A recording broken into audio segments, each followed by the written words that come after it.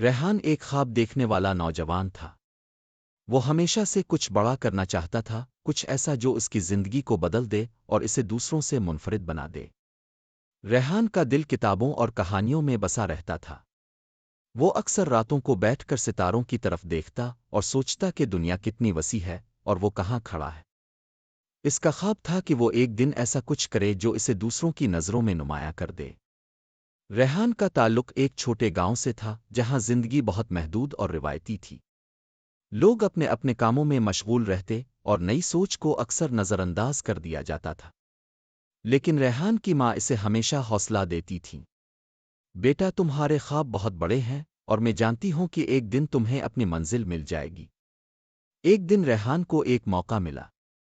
شہر میں ایک مقابلہ ہو رہا تھا جہاں نوجوانوں کو اپنے خیالات پیش کرنے کا موقع دیا جا رہا تھا۔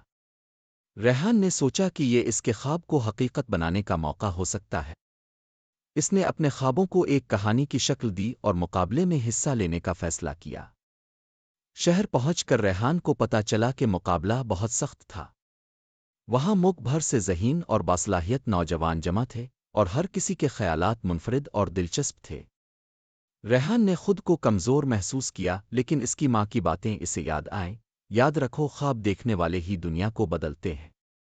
مقابلے کے دن ریحان نے اپنی کہانی پیش کی۔ اس کی کہانی ایک ایسے نوجوان کے بارے میں تھی جو اپنے گاؤں سے نکل کر ایک نئے سفر پر روانہ ہوتا ہے تاکہ اپنی شناخت تلاش کر سکے۔ کہانی میں ریحان نے اپنے ذاتی تجربات اور خوابوں کو سمو دیا تھا۔ جب اس نے اپنی کہانی سنائی تو تمام حاضرین پر سکوت چھا گیا۔ ہر کسی کی آنکھوں میں حیرت اور دلچسپی کی جھلک تھی۔ نتائج کا اعلان ہوا اور ریحان کا نام پہلی پوزیشن پر آیا۔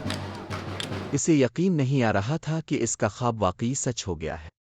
وہ اپنی ماں کی آنکھوں میں فخر اور خوشی کی جھلک دیکھ کر بہت خوش تھا۔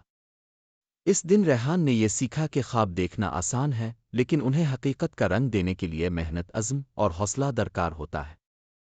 اس کی کہانی نہ صرف اس کی زندگی بدل گئی، بلکہ اس نے دوسروں کو بھی یہ پیغام دیا کہ کبھی اپنے خوابوں کو محدود نہ کریں۔